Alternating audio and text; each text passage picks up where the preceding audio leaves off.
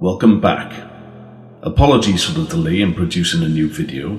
I have been plagued by a host of issues over the past 2 to 3 weeks, including my family coming around for Christmas, new equipment and software, and we all know how I cope with technology, and an injury involving a cheese knife to my index finger despite my girlfriend/carer warning me to be careful, as well as a few other personal issues which are better left unspoken about.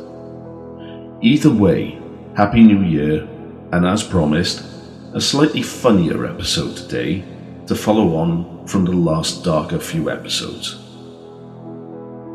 Welcome back to the world of GooT. If you were unfamiliar with GooT, it stands for Genius of Our Time.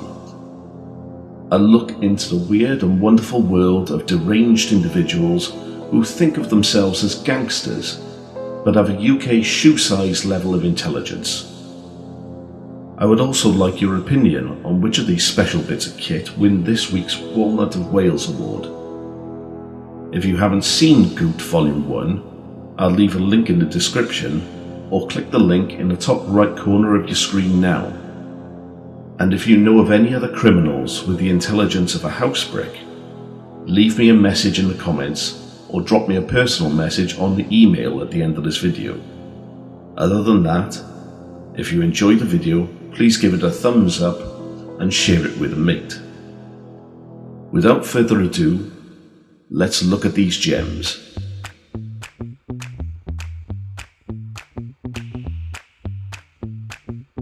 So our first special little fruitcake has a bit of a strange personal story behind it. Before we get into that though, let's take a look at what happened. This is Leon Sturber. It's not a particularly flattering photo of Leon though. That's better. Now, Leon had quite a bad issue. In 2014 to 2015, he scoured the whole of Cardiff looking for an optician's and had begun to wonder whether it was his glasses or his eyesight that were the problem. As a result, he had resorted to asking random women to take a look at his glasses. Unfortunately, when those unsuspecting girls put his glasses on, they were shocked to find Sturber on the other side of the specs diddling his fiddle, for want of a better term. Fortunately, Leon Sturber was arrested and served 18 months in prison. You never know, the old wives' tale that mothers tell their sons, if you keep playing with it you'll go blind, may actually hold water. It appears that Leon certainly put that theory to the test. Now, a side note to this bizarre tale is that my girlfriend actually encountered this creep. Unfortunately for him, he didn't have a chance to whip out the old party sausage, since her response was to hold up his specs to the sunlight and say, "Nah, they look fine to me," before handing them back and heading off with the notion of, "That's enough personal interaction with other human beings for today. She's one in a million." We've all had first dates that were slightly odd, awkward, or downright weird. I've had many in my life, and they tend to stick with you.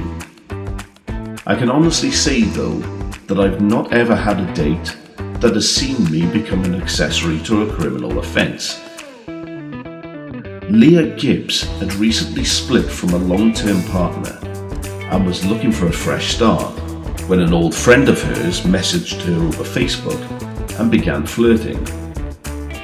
He was tall and handsome with a twinkle in his eye. Her words, not mine. And they agreed to go out for a few drinks before heading back to his to watch a DVD. Excitedly, she got spruced up and drove to his to pick him up. As he got in, he asked if they could make a quick detour.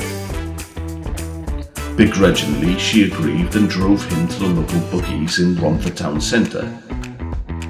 She sat listening to Lady Gaga whilst waiting, before the door to the car was ripped open and she was being screamed at to drive. Thinking they were under attack, she floored it. She sped back to his, where he casually got out of the car and invited her in to watch the DVD, as though the events of the last half hour hadn't happened. The pair were arrested shortly after for the armed robbery of Ladbrokes bookies. Leah was eventually released without charge. Talk about date from hell.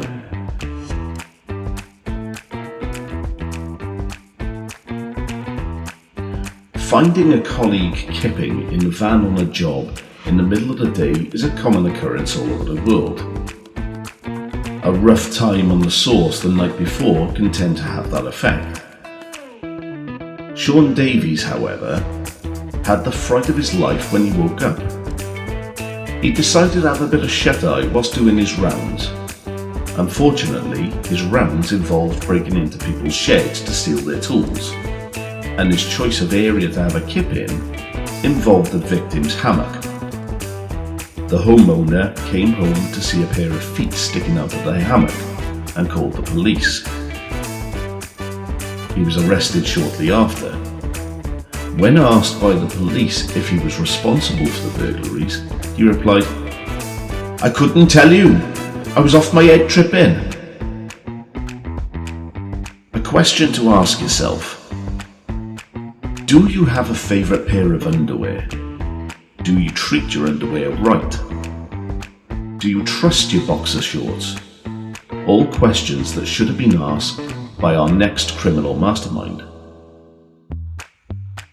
Darren Macon actually had his own underwear used as evidence against him in a courtroom.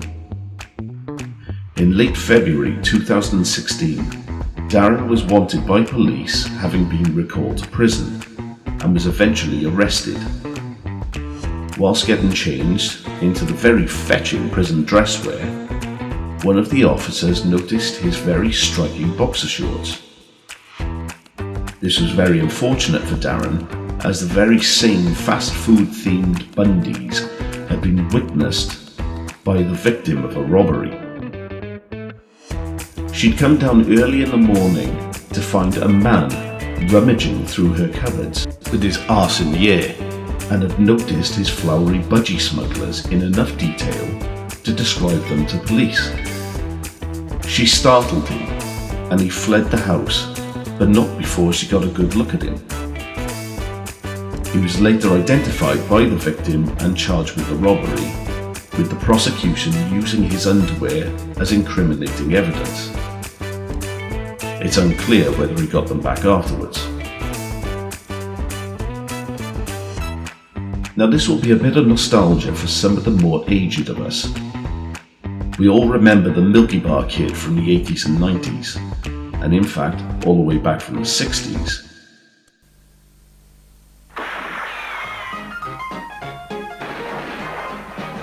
It's the Milky Bar Kid. The Milky Bar Kid is strong and tough, and only the best is good enough. The creamiest milk, the whitest bar, the good taste that's in Milky Bar. The Milky Bars are on me. Milky Bar so creamy white, that's a Milky Bar. Very cheesy, I think you'll agree. But one person saw this and got a bright idea. Alan McNeil stole a replica toy cowboy gun, much like the one you see in this video, and decided to hold up a shop. He casually approached the counter and asked for 2 bottles of Southern Comfort before wielding the plastic gun and demanding that the till be opened. Now, I'll point out one aspect of this story that makes it so much more stupid. To be a successful criminal, you would think that he wouldn't want to be identified, or even be seen for that matter. So why would you even consider robbing a store with a clearly plastic gun whilst wearing a high visibility workman's vest? The most noticeable piece of equipment there is.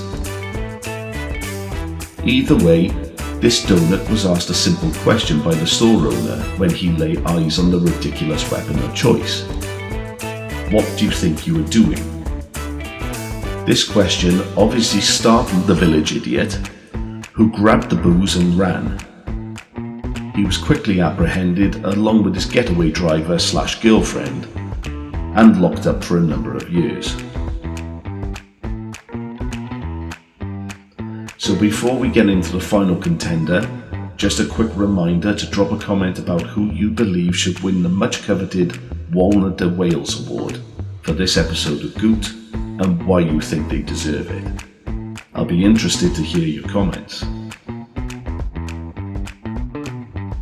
Over the border now to Somerset to look at a very unusual case. Joshua Hunt, a self-employed gardener, was issued with a sexual risk order after being linked to 25 separate cases. But I can hear you screaming already. What offences? What has he done? Well, since 2018, Joshua has been spending his evenings terrorising the county as the most laughable superhero I've ever seen. He was known as the Somerset Gimp, and when seen, would drop to the ground and wriggle. I don't know what that entails, but as a result of the sexual risk order, he is banned from wearing any face covering with the exception of a health mask, items of clothing that could be considered full tracksuit or gimp outfit, and was also forbidden from writhing or wriggling on the ground in public. I'd love to know how they enforce this law. Well, that's all from us here at Dark Entertainment. We hope that you've enjoyed the episode. If so, please drop us a like as it helps the YouTube algorithms. And I look forward to hearing your nominations. If you wish to speak to us, we're on Facebook and X.